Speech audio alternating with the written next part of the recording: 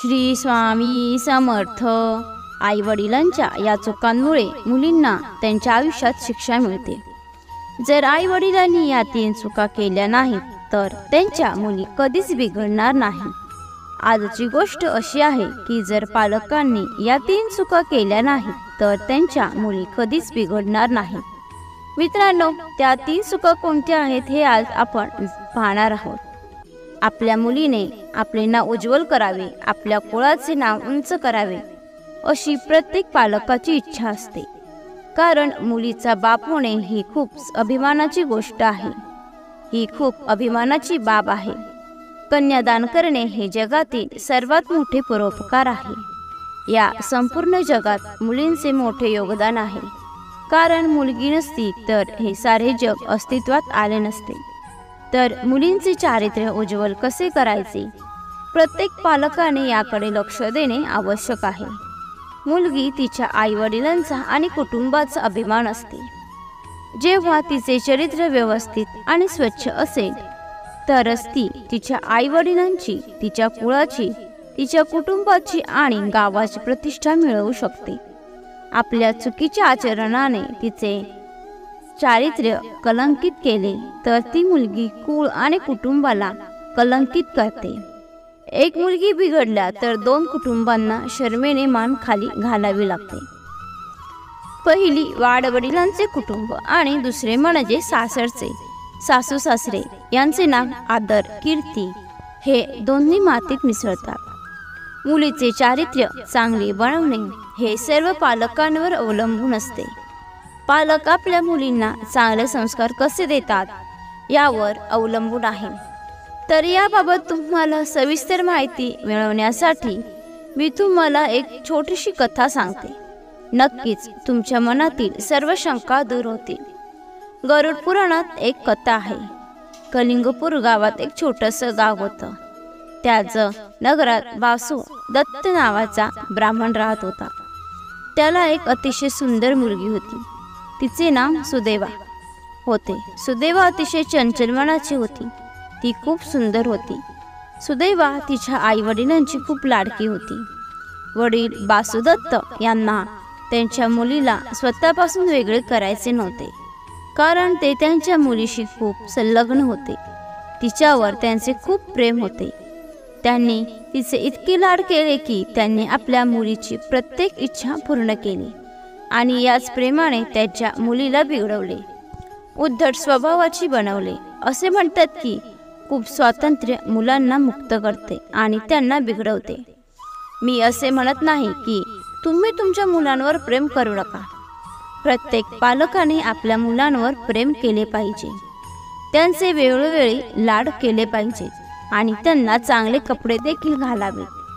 परंतु वेळ आल्यावर त्यांना वेळोवेळी फटकाराने देखील आवश्यक आहे.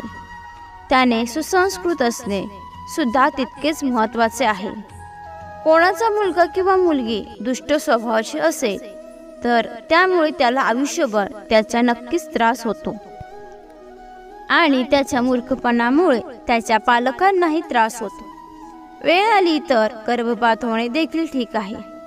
मृत मुलाला जन्म देणे देखील योग्य आहे. स्त्रीला मूल न होणे देखील ठीक आहे. पण श्रीमंत आणि समृद्ध असूनही मुलगा सुसंस्कृत असणे योग्य नाही. इथे वासुदत्ताची मुलगी प्रेमात वाढली आणि लग्नासाठी पात्र झाली.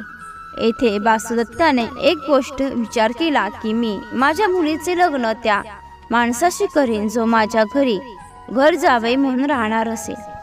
असा विचार करून वासुदत्त ब्राह्मणाने आपल्या मुलीचे लग्न उच्च कुळात केले नाही. एके दिवशी वासुदत्ताच्या दारात एक भिकारी ब्राह्मण आला. तो खूप शिकलेला आणि वेदांगामध्ये पारंगत होता. तो खूप शिकलेला होता. वासुदत्ताला तो भिकारी खूप आवडला. त्याचे नाव व कुळ विचारून त्याने आपल्या मुलीचे लग्न त्या कौस्तुभगोची ब्राह्मणाशी लावले आणि त्यांनी त्याच्या समोरच लग्नानंतर तुला आमच्या मुलीला घेऊन इथेच राहावं लागेल. त्याने वासुदत्ताला होकार दिला आणि अशा प्रकारे त्यांचे लग्न झाले. आता सुदैवाशी लग्न करून तिचा नवरा सुदैवाच्या वडिलांच्या घरी राहू लागला. सुदैवाचे वडील वासुदत्त हे ब्राह्मण होते. ते शहरातील एक अतिशय श्रीमंत माणूस होते. वडील खूप श्रीमंत आहेत असा विचार करून सुदैवा उद्धट स्वभावाची झाली होती. ती रोज नवऱ्याचा अपमान करत असते. नवऱ्याला उलट उत्तर करण्याची कोणतीच संधी सुदैवा सोडत नसे. तो ब्राह्मण सुदैवाचा नवरा खूप विद्वान होता. तो खूप हुशार आणि चांगला समंजस माणूस होता. पत्नीला तो कधीच काही बोलला नव्हता. सुदैवाने कधीही पतीची सेवा केली नाही. उलट नेहमी पतीशी उद्धट बोलायची.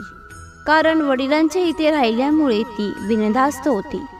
सुदैवा मोकळ्या स्त्री सारखी गावभर फिरत असे. तिच्या नवऱ्याने तिला समजवण्याचा प्रयत्न केला तर ती तिच्या नवऱ्याला प्रत्येक गोष्टीवर एकच टोमणा मारायची.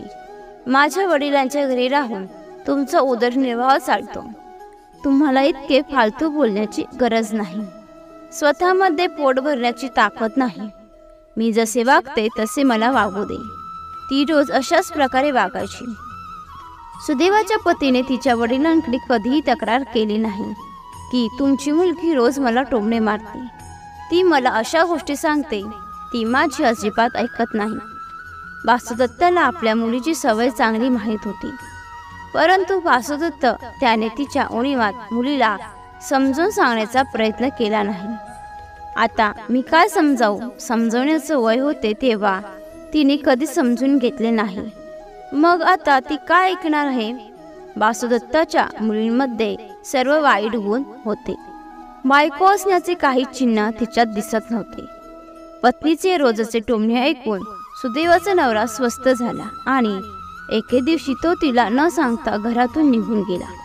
आपल्या जावयाच्या जाण्याने वासुदत्ताला फार वाईट वाटले. वासुदत्त विचार करू लागले की माझ्या मुलीच्या वाईट वागणुकीमुळे माझा जावई तिला सोडून गेला. माझ्या मुलीने फार मोठं पाप केलं आहे. म्हणूनच माझ्या जाणकार आणि धार्मिक जावयाने तिला सोडले आहे. माझी मुलगी कुळाचा नाश करणारी आहे. जावई गेल्यानंतर वासुदत्ताने आपल्या मुलीलाही घरातून हाकलून दिले. ते म्हणू लागले, ब्राह्मण कुटुंबावर दाग लावणारे तू पण निघून जा. आजपासून माझे घराचे दरवाजे तुझ्यासाठी कायमचे बंद आहेत. पुन्हा कधी इकडे बघू नकोस. तुझं माझं नातं संपलं आहे. समजून घे. तुझा नवरा राहतो तिथे जा. असे म्हणत वासुदत्ताने आपल्या मुलीलाही घराबाहेर काढले. आता काय झाले, सुदैवाने तिच्या वडिलांचे घर सोडले होते. आता पती आणि वडिलांच्या त्यागामुळे ती जिथे जिथे गेली तिथे तिथे लोक तिच्याबद्दल वाईट बोलून तोंड फिरवायचे. सुदैवा अनेक दिवस अशीच भुकेने तहानलेली भटकत राहिली. आता सुदैवाला हे चांगलेच ठाऊक होते की तिने कधी तिच्या पतीचा आदर केला नाही आणि त्यांच्या त्यागामुळे माझी ही अवस्था झाली आहे. अनेक दिवसांच्या भटकंतीनंतर तिने गुजरातमधील एक तीर्थ गाठले. तिला अनेक दिवसांपासून भूक लागली होती. त्यामुळे तिला नीट चालता येत नव्हते. पोटातील भूक भागवण्यासाठी, पोटातील आग शमवण्यासाठी सुदैवाने कपडा घेतला आणि भिक्षा मागू लागली. ती ज्याच्याकडे जाते ते लोक तिला शिव्या देतात आणि तिथून पळवून लावतात. तिची अवस्था पाहून सगळे हसायचे. लोक तिला पापी मानायचे आणि त्यामुळे ते तिला दीक्षाही देत नव्हती. अत्यंत भुकेने व्याकुळ झाल्याने ती खूप अशक्त आणि बारीक झाली होती. तिला अनेक प्रकारच्या आजारांनी ग्रासले होते आणि पूर्णपणे सुकले होते. एके दिवशी ती त्याच नगरात वेड्यासारखी भटकत होती आणि भटकत एका सुंदर कुंपणापाशी आली. तिने पाहिले की तेथे एक अतिशय सुंदर धर्मशाळा आहे जेथे वेदांचे मंत्रोच्चार होत होते. ब्राह्मण बसले आहेत म्हणून तिने त्याच दारात जाऊन भिक्षा मागितली. त्या घराच्या मालकाने पाहिले की एक कोणती तरी स्त्री भिक्षा मागण्यासाठी आली आहे. म्हणून तो आपल्या पत्नीला म्हणू लागला, हे भाग्यवान, दाराकडे बघ, तिथे स्त्री उभी आहे. ती अनेक दिवसांपासून भुकेली आणि ताणलेली दिसते. तिला आदराने आत आण आणि खाऊ घाल. प्रिय भक्तांनो, ते घर इतर कोणाचे नव्हते. त्या घराचा मालक दुसरा कोणी नव्हता. ते घर सुदैवाच्या पतीचे होते आणि तो सुदैवाचा नवरा होता जो आपल्या बायकोला सोडून इथे आला होता. आणि इथे आल्यानंतर त्याने दुसरे लग्न केले आणि योगायोगाने सुदैवा तिच्याच नवऱ्याच्या दारात पोहोचली होती. तिच्या पतीनेही तिला पाहताच ओळखले. की ती त्यांची पत्नी आहे. त्याने त्याच्या दुसऱ्या पत्नीला तिला अन्न खाऊ घालण्यास सांगितले. त्या ब्राह्मणाची दुसरी पत्नी अतिशय सुंदर, सभ्य आणि सुसंस्कृत होती. ती धार्मिक आणि पतीशी एकनिष्ठ होती. दारात एक दुःखी स्त्री पाहून तिलाही करुणेने भरून आले. डोळ्यात पाणी आले आणि तिने आदराने तिला आपल्या घरी बोलावले. तिला आत बसवले आणि प्रेमाने खाऊ घातले. सुदैवाने पतीला ओळखले होते. सुदैवाने आपल्या पतीकडे पाहिले आणि तिचा चेहरा शरमेने झुकला. तेव्हा त्याच्या दुसऱ्या पत्नीने विचारले, हे स्वामी, ही स्त्री कोण आहे? तुम्हाला पाहिल्यावर ती मान खाली का करत आहे? तेव्हा तिचा नवरा म्हणाला, हे देवी, ही कुष्ठ दुसरी कोणी नसून माझी प्रिय सुदैवा आहे. मला ती खूप आवडायची, पण काही खास कारणाने मी तिला सोडून निघून गेलो. तुम्ही तिची विशेष काळजी घ्या. तिला कोणत्याही गोष्टीची कमतरता भासणार नाही याची काळजी घ्या. ज्या नवऱ्याशी सुदैवा कधीच नीट बोलली नाही, त्या नवऱ्याने असं तिला आपली पत्नी म्हणून स्वीकारलं आणि खूप आदरातिथ्य केले. पतीचे स्वागत पाहून सुदैवाला जेने नतमस्तक झाले. तिने केलेली दुष्पत्ती आठवून तिला आतून उद्मरल्यासारखे वाटू लागले. तिचे दुष्कृती आठवून आणि स्वतःच्या पतीची दुसरी पत्नीची सेवा पाहून ती लाजाने भारावून गेली. आता सुदैवा पश्चात्तापाच्या आगीत जळू लागली. ती विचार करू लागली की मी किती पापी आहे की मी माझ्या पतीशी नीट बोलले नाही. माझा धार्मिक पती खूप चांगला आहे. या सर्व गोष्टीचा विचार करून तिचे हृदय तुटले आणि तिचा आत्मा शरीर सोडून निघून गेला. सुदैवाच्या पतीने तिचे अंतिम संस्कार केले. प्रिय भक्तांनो, आजच्या कथेचा तात्पर्य असा आहे की आई वडिलांचे कर्तव्य आहे की मुलांना चांगले संस्कार देणे. मग ती मुलगी असो वा मुलगा, आपल्या मुलांना चांगले संस्कार देऊन संस्कारित केले पाहिजे. प्रिय दर्शकांनो, तुम्ही या 3 चुका करू नका. प्रथम, आपल्या मुलीला शिक्षण आणि संस्कारापासून वंचित ठेवू नका आणि हे काम पालकांनी लहानपणापासूनच सुरू करावे, तरच त्या चांगल्या मुली बनू शकतील.